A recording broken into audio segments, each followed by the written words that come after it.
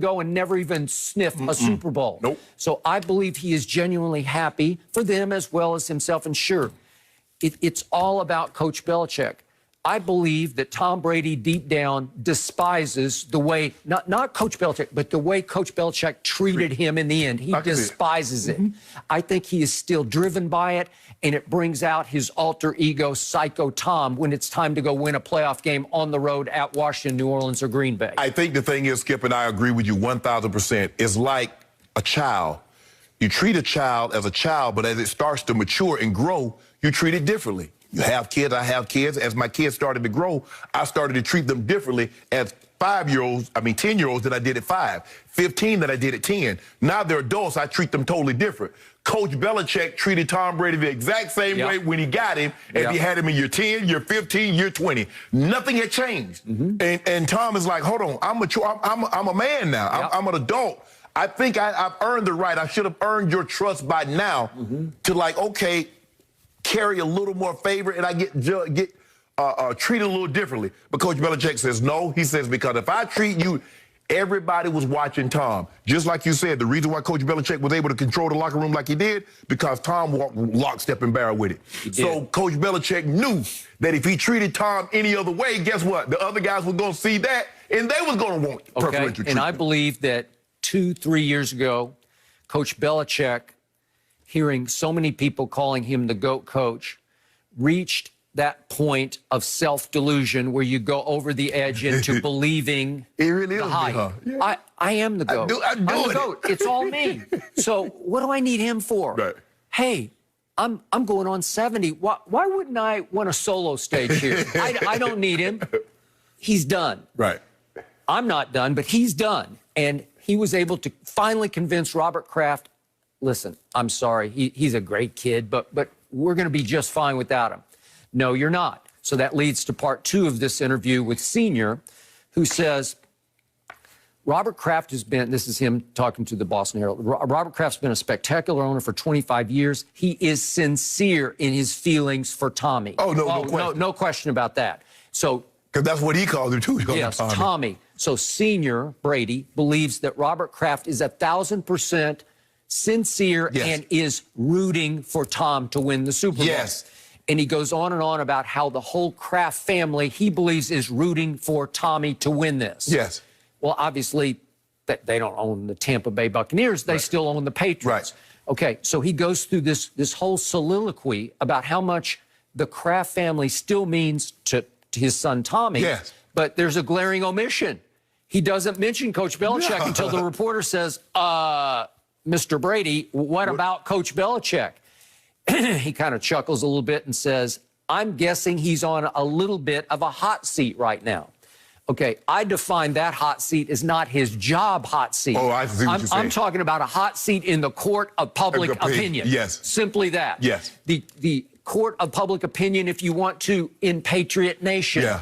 Because they have to be doubting, wait a second, he went 7-9, and now it looks like Cam won't be back, and it can't be Jared Stidham, and it's definitely not Brian Hoyer. Correct. So who is it? Will one of the quarterbacks fall to them in the draft? Probably one of them will, but is that the answer? Right. Will he be the next GOAT? Will he immediately fill the winged cleats of Tom Brady? To hope that the guy falls to you, and you get lucky like Andy Reid got traded up, because he still had to trade up 17 spots to get Mahomes at the 10th spot. Yep. Do you believe any of these quarterbacks is going to be the next Mahomes that's in this draft? I don't see it. I don't either. Justin Fields could fall to him. And I like and I want to love Justin, but then there'll be stretches where I'm not sure. The inconsistency, because you watch him last year, the year before we had the COVID situation, and he was spectacular. And then you watch him this year, it was up and down, up and down, up and down. Okay.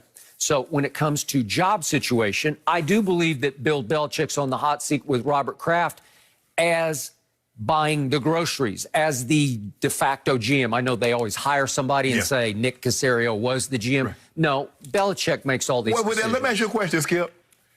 If that's the case, if Coach Belichick is doing all the shopping, how does these Belichick disciples keep getting GM jobs? I thought you wanted someone to make the decision. I think that's a great question. And you could ask the Houston Texans that. Oh, the coaches. I wanted someone that had head coaching experience. And they interviewed Josh McCown. Okay? Bingo. I'm with you.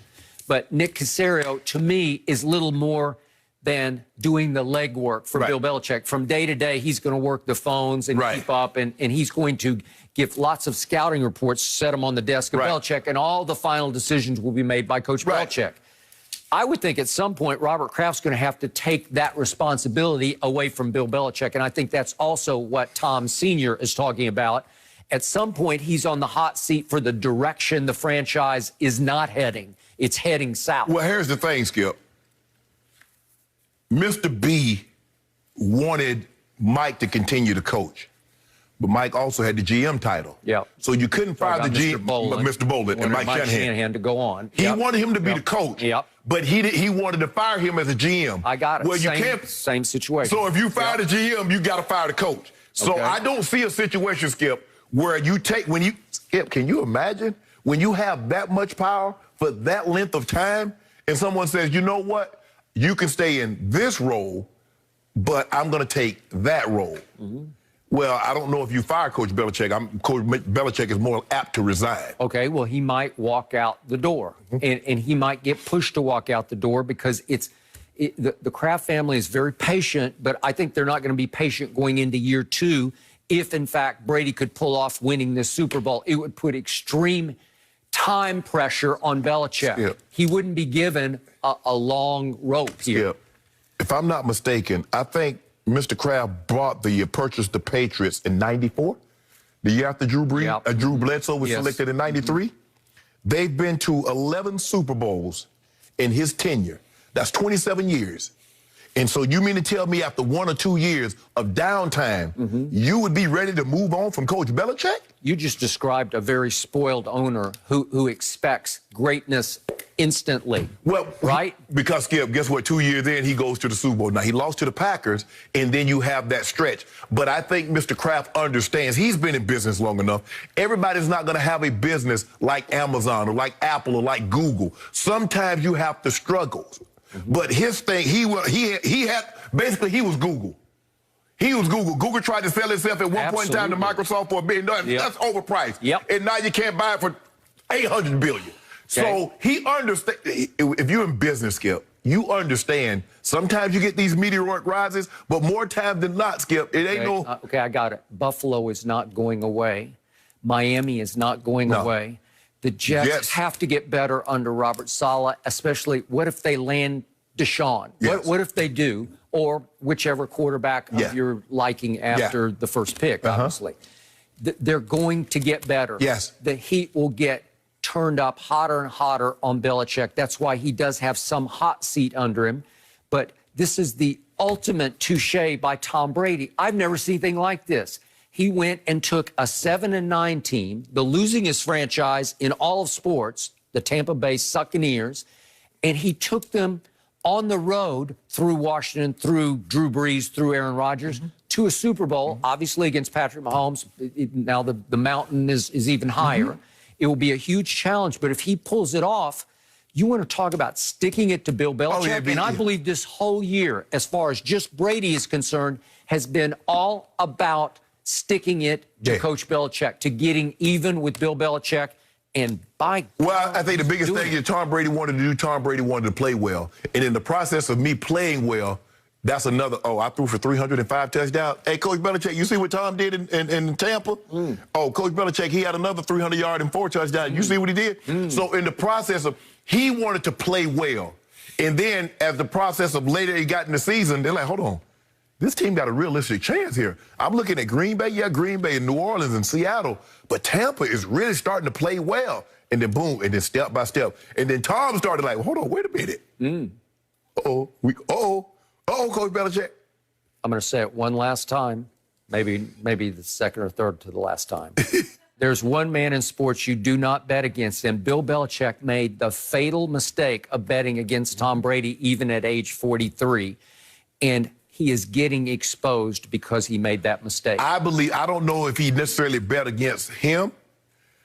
Coach Belichick liked his hand and bet on himself. Okay.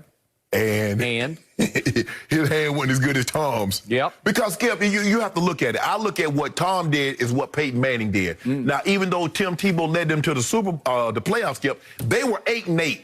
But that team was loaded. You look at the offense, you look at Demaryius Thomas, Eric Decker, Julius Thomas, Noshawn Marino, a solid offensive line. Defense was out the yin-yang. But they were 1-4 to start the year. Right. So what I'm saying, they were 8-8 on the regular season. Yes. And Peyton looking around like, hold on, Tennessee. Yeah.